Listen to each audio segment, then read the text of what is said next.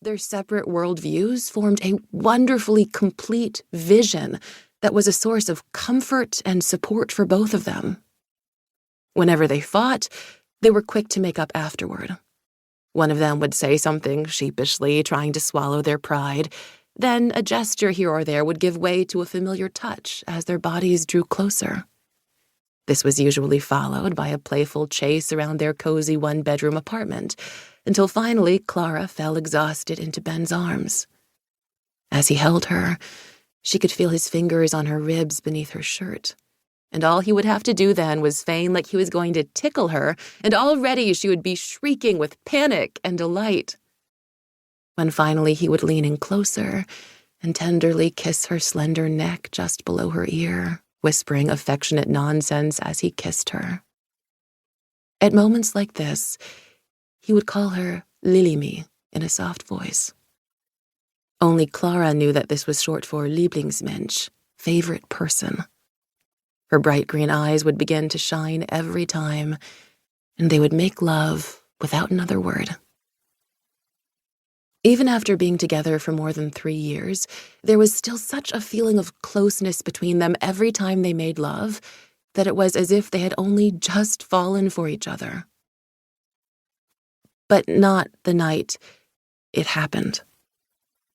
One reproach had led to another, and today, Clara would do anything never to have uttered such harsh words. She could still hear the sound of the door slamming when Ben left the apartment, beside himself with anger.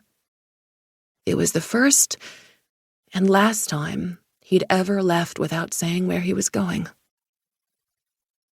When she thinks back on how relieved she had been that she was now by herself and was free to vent to her closest friend Katja about how immature and irresponsible Ben was, despite his 32 years, Clara can still feel the guilt coursing through her whole body like burning acid. True, that night she had kept an eye on her cell phone the whole time she was talking to Katja on the landline, discussing whether she should teach Ben a lesson this time and take off for a whole night, something she'd normally never do. But no text came from Ben. And he was always texting her.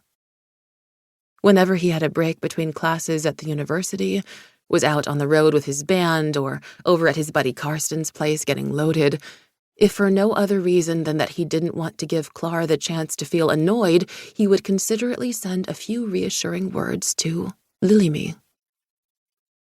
When they first met at Cheers, Clara had been skeptical. She'd heard all the rumors about Ben Runge the Lothario, the guy who'd turned the head of every pretty girl in Lüneburg. But with his texts, Ben made an effort to show her that she was the only one he cared about. And so, whenever he thought of her, he would send her a text and make her phone light up for a brief moment as a kind of token of his love. But since that horrible night, Clara hadn't received a single text. Ben doesn't contact her at all anymore. He remains forever silent. Clara. Clara is nervous. Her compassionate leave is now officially over. Today is her first day back at work since Ben's death. The doctor did offer to write her a note granting her an extra week off, but by this point, Clara longs for structure and everyday routine. She can no longer bear lying awake all night and staying in bed till late morning without really feeling rested.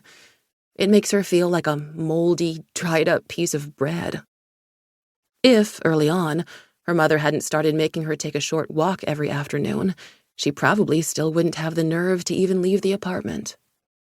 The first time she went out grocery shopping on her own to replenish her supply of canned soup, Clara had felt like everyone could see the pain written on her face. The cashier hadn't even been able to look her in the eye. And Clara had felt this indescribable urge to just shout out, "Yes, my boyfriend is dead, and nobody knows why." But there are a few things connecting her to the world outside that are more pleasant, that lend her strength, or at least, that don't add to her sorrow.